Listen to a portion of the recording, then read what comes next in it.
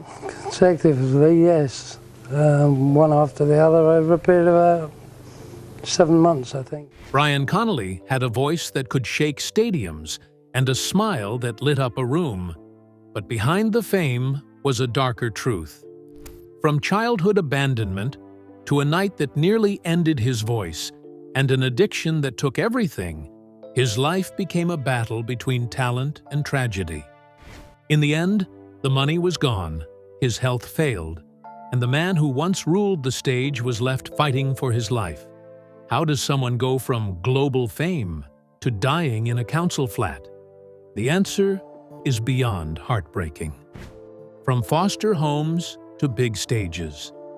Brian Connolly was one of the most unforgettable voices of the glam rock era, a man whose energy electrified stages and whose golden hair and dazzling presence defined an entire decade. But behind the game, Brian's life was marked by heartbreak and tragic moments. But it all began during his early life with abandonment, unanswered questions, and a childhood spent searching for a sense of belonging he never truly found. Brian Francis Connolly was born on October 5, 1945, in Hamilton, South Lanarkshire, Scotland. His mother, Frances Connolly, was a teenage waitress who left him at a Glasgow hospital just days after his birth. No one ever revealed the identity of his father, and that mystery would hang over him for the rest of his life. A quiet, invisible wound that shaped the man he became. At the age of 2, he was fostered by a couple named Jim and Helen McManus in Blantyre, a small Scottish town. They gave him a home, a name, and the kind of stability he might never have known otherwise. For much of his early life, he was known as Brian McManus. To him, the McManuses were family, but the question of who he truly was never left his mind. His early years were simple and humble. The McManus household didn't have a television, and entertainment had to come from within. Music became his escape, his fascination, and his way of expressing feelings he didn't yet understand. Brian had a natural gift, a voice that could soar effortlessly and draw people in. He sang at family gatherings, in local halls, and anywhere there was a chance to perform. Even then, there was a spark in him that couldn't be ignored. As a child, he reportedly battled meningitis, a serious illness that left doctors unsure if he would recover fully. Some believe it affected his health long-term, but Brian never let that stop him. If anything, it made him more determined to live loudly, to push himself, and to be seen and heard. His earliest musical inspirations came from the Everly Brothers. He was mesmerized by their harmonies and began teaching himself how to mimic their sound. And by the early 1960s, the quiet boy from Blantyre was ready for something bigger. He moved to London, chasing the dream that had been growing inside him for years. The capital was alive with music, from smoky pubs to vibrant clubs packed with young talent, hoping for their big break. Brian began singing with local bands, testing his limits and finding his stage presence. One of his early ventures was with a group called Generation X, not the punk band that would come later with Billy Idol, but a small local act that gave Brian a taste of frontman life. His confidence grew with every performance, and soon he joined another group called Wainwright's Gentlemen. This lineup would prove to be a turning point because it included drummer Mick Tucker, the man who would later become his bandmate and closest ally in Sweet. Even in those early days, Brian had something magnetic about him. He didn't just sing, he commanded attention. His voice had a sharp edge and a soulful undertone that set him apart from other glam rock vocalists. Producers noticed it, and the audiences loved him. In 1968, Brian Connolly became the lead singer of a new band that would soon change his life, Sweet. At first, they were a struggling pop group, searching for a sound that truly fit them. They experimented with bubblegum pop, trying to find their footing in a crowded industry that favored catchy, radio-friendly tunes. But something shifted in the early 1970s, when their sound grew louder and their image became bolder. They leaned into glam rock, with glitter, makeup, platform boots, and an unapologetic attitude. It was outrageous, theatrical, and wildly addictive to watch. When their single, Funny Funny, hit the charts in 1971, everything changed. The band suddenly found themselves at the center of the glam explosion. Several other hits followed after that, and they became icons of the era, standing shoulder to shoulder with acts like T-Rex, David Bowie, and Slade. Their performances were chaotic, colorful, and full of swagger. Fans adored them, critics debated them, and Brian Connolly stood right at the center of it all. The golden-haired frontman with a voice that could fill arenas. But even as the lights grew brighter, the shadows in his life never truly disappeared. Behind the fame, the cheers and glitter, the pain of his early years, the abandonment, and the fragile sense of identity still lingered quietly beneath the surface. And then, one night, everything changed. The voice that had made him a legend was nearly taken from him in a single brutal moment. The night that broke him. One heartbreaking night in 1974, everything that made Brian Connolly who he was, his strength, his confidence, and his voice, was nearly destroyed. It started like any ordinary evening. Brian had reportedly been out drinking outside a quiet nightclub in Staines, England, something that had become increasingly common as the pressures of fame mounted. Sweet was on top of the charts, but behind the scenes, the grind of touring, recording, and constant public scrutiny was taking its toll. That night, he went out alone, just a man looking for a moment of peace in a world that constantly demanded more of him. The details of what happened next were never entirely clear, but witnesses later said that a confrontation broke out between Brian and a group of men outside the club. No one knows exactly what sparked it. Maybe a drunken argument, maybe just bad luck. But it quickly turned violent. The men attacked him brutally, and in the chaos, they kicked him repeatedly in the throat. This was the kind of injury that could end a singer's career instantly. The blows were so severe that doctors feared for his life and career. When he regained consciousness, he could barely speak, and when he tried to sing, nothing came out. The doctors told him what no musician ever wants to hear, that he might never sing again. For Brian, whose entire identity was built around his voice, it was a devastating blow. Singing wasn't just his job, it was his purpose, his way of expressing everything he couldn't put into words. Without it, he felt lost. The attack didn't just scar his throat, it fractured his sense of self. But he wasn't ready to give up. Despite the odds and the pain, Brian pushed himself to recover. He went through months of therapy, trying to strengthen his voice, forcing out notes even when it hurt.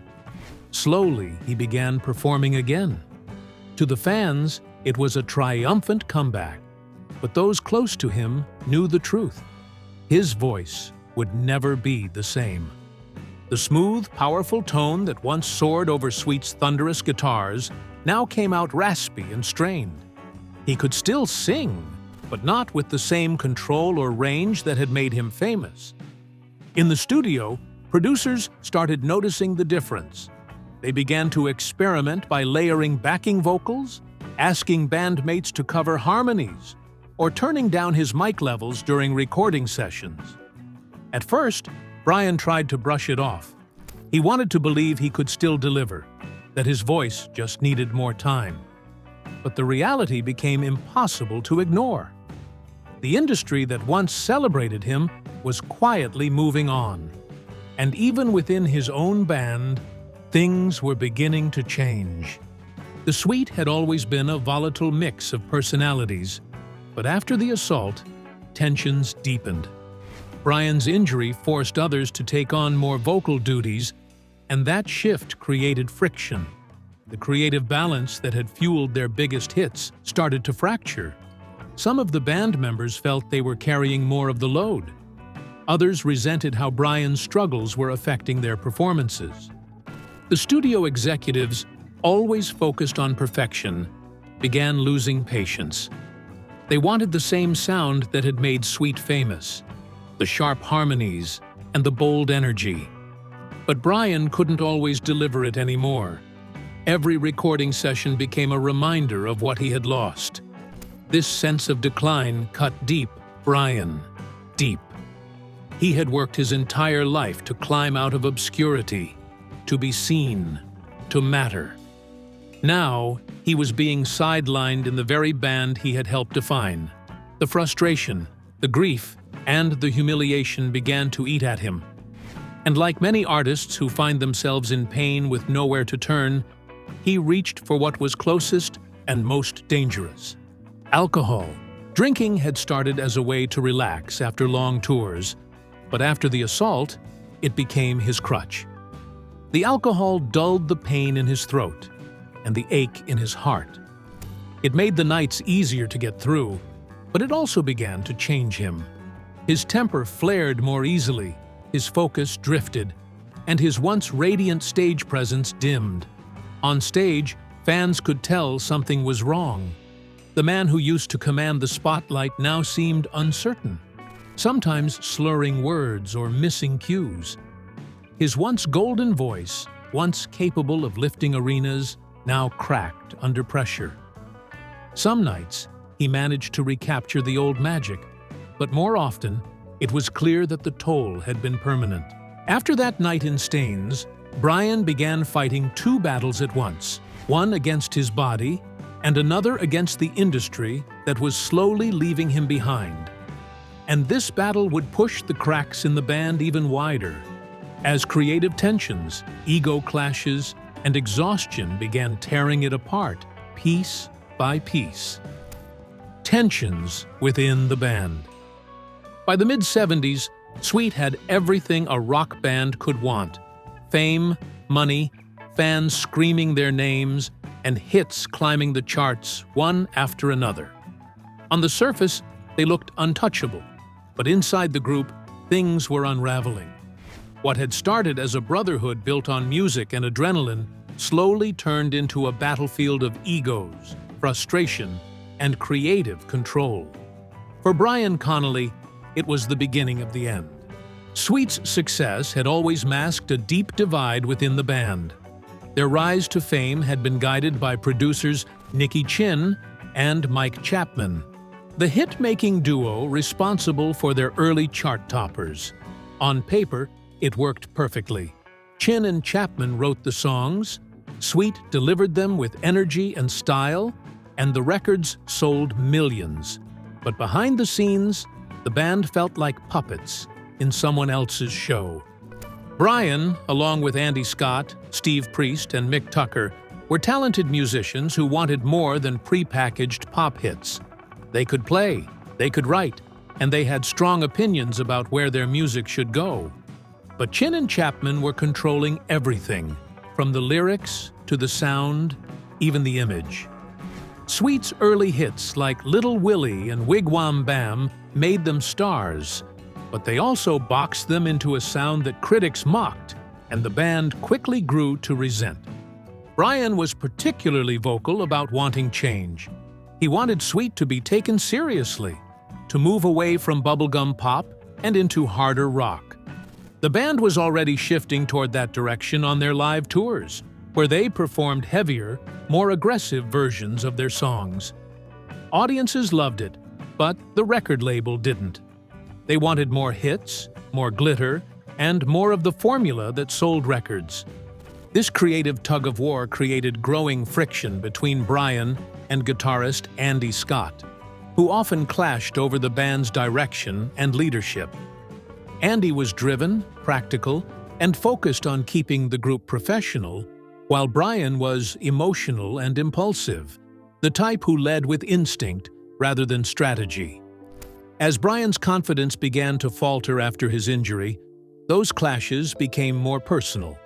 What had once been healthy creative debate turned into open hostility.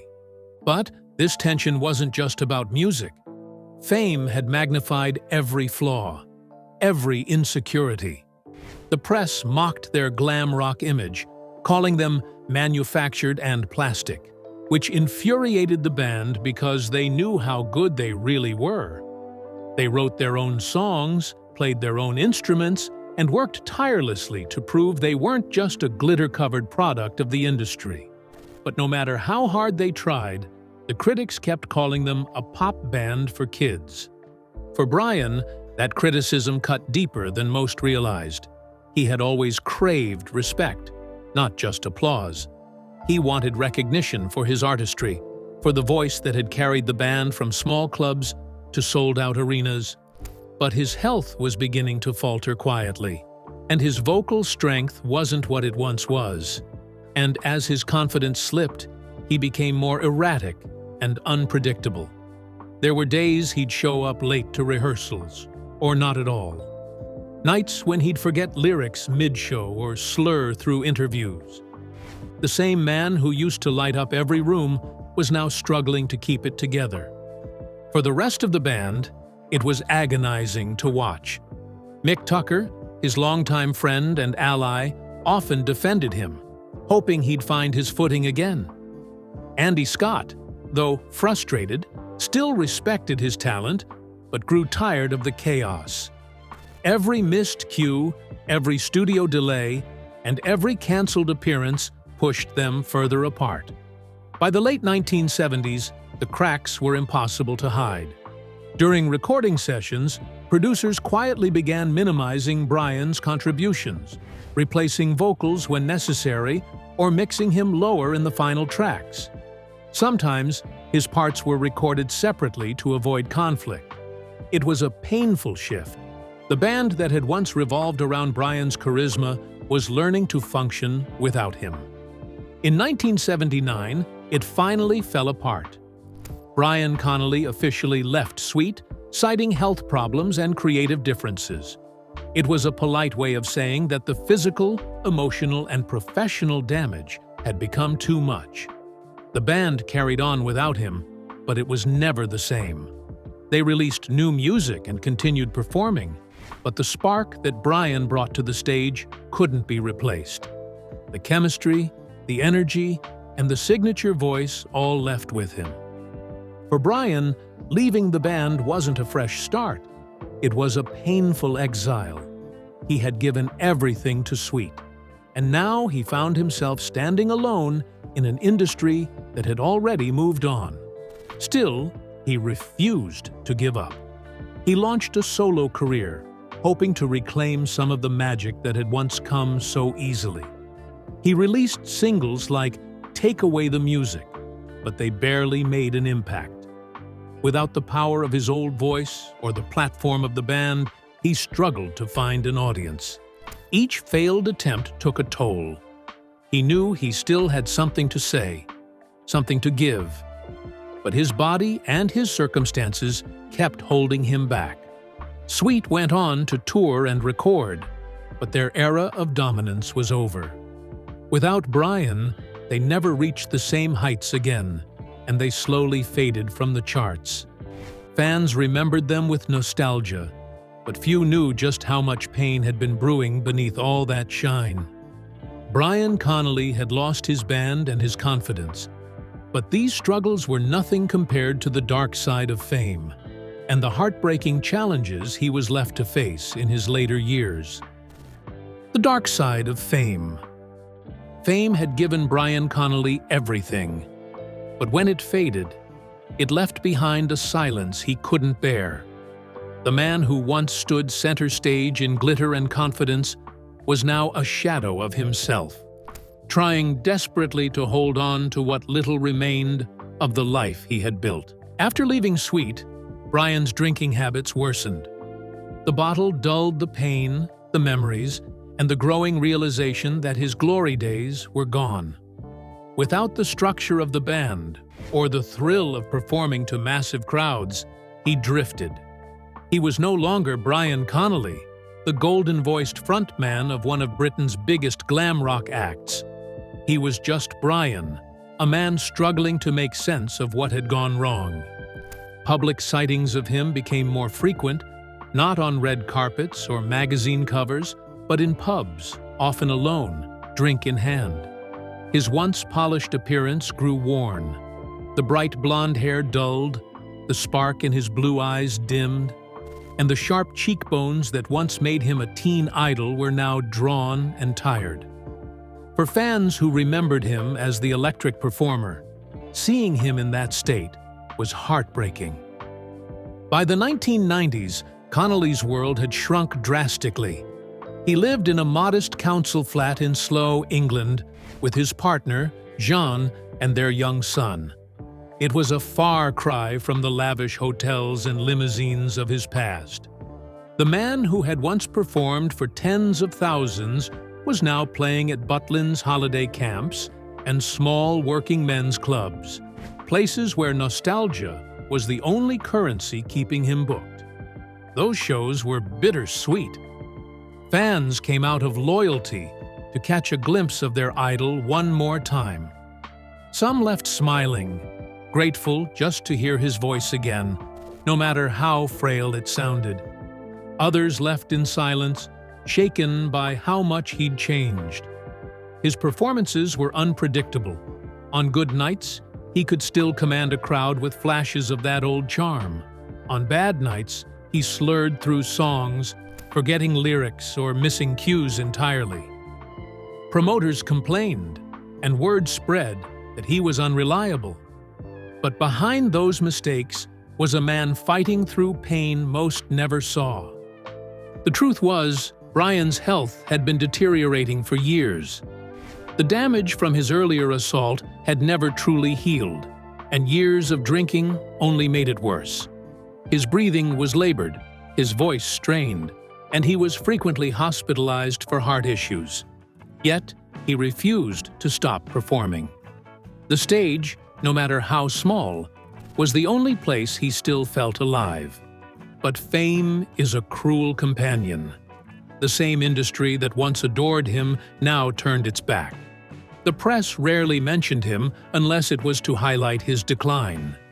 His former bandmates had long moved on, some continuing to perform under different lineups of suite. Brian, however, remained mostly cut off. His relationships with them had grown strained. Years of tension, resentment, and personal differences created a distance that time never healed. In interviews, he spoke of them rarely, and when he did, there was a hint of sadness beneath the words. Still, there were moments when the old Brian flickered through. He loved his son deeply, and often spoke about wanting to be remembered not for his struggles, but for the joy his music brought to people. Financially, things were difficult. The royalties from Sweet's hits weren't enough to sustain him, and the smaller gigs barely covered expenses. He sold memorabilia, autographed records, and anything fans were willing to buy. To make matters worse, the British tax authorities came after the Sweet with a multi-million-pound bill tied to years of unpaid income from their biggest hits. Brian, already struggling with his health and fading career, was forced to sell his home to cover his share. As if the tax troubles weren't enough, Brian soon found himself tangled in another draining fight, a legal battle with Andy Scott over the rights to the Sweet's name. The dispute dragged on for years, costing him money he didn't have.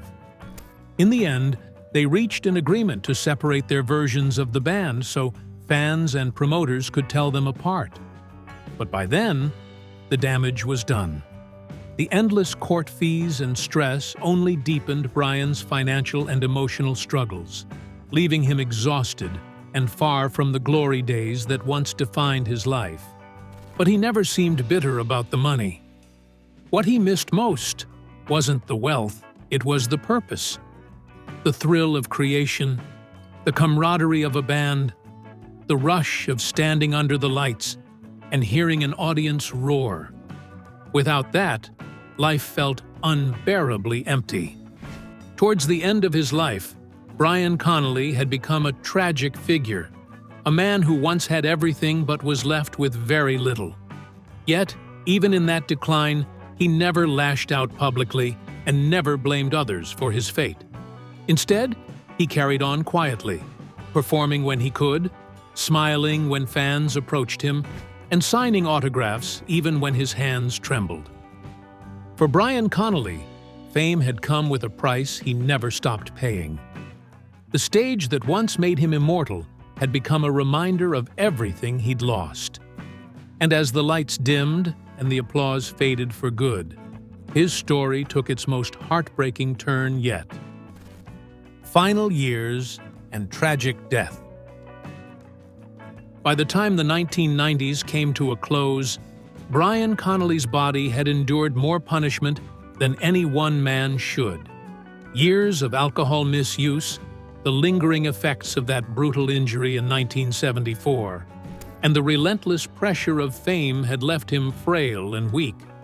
The once vibrant frontman, whose high-pitched vocals and cheeky grin defined the glam rock era, now struggled to breathe, to move, and sometimes even to speak.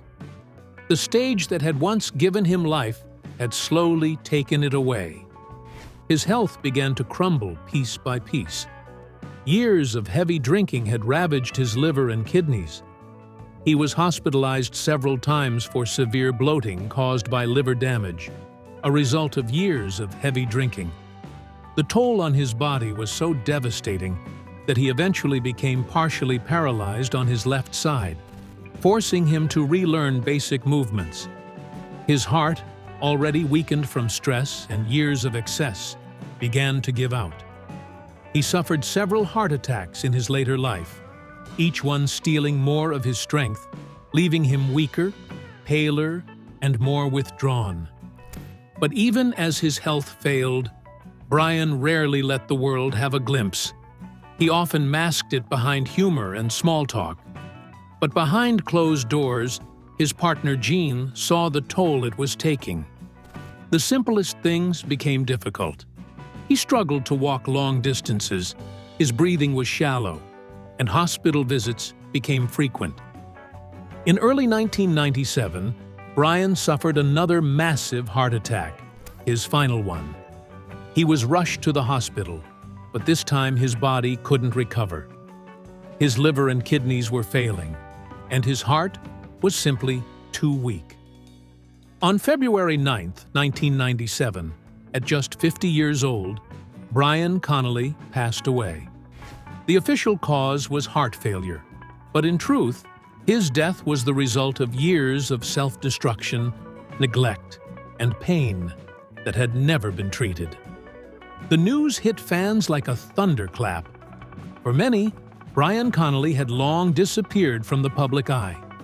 They remembered him as the charismatic blonde frontman from television performances, not the ailing man he'd become. His death reopened a flood of nostalgia and sadness.